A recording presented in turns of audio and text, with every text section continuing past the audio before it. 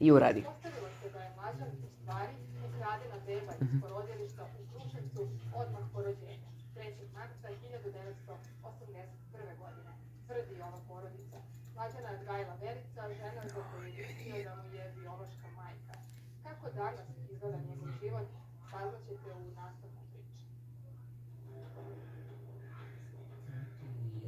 Za Mlađanove roditelje 3. mart 1981. godine trebalo da bude najsrećniji dan.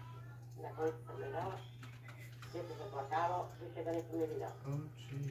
Sad kad se gdje smo prolazili, i tu smo i mi nekad živjeli. Pa smo prešli za Krušovac, sve se to dešavalo. Ali nije sudbina bila.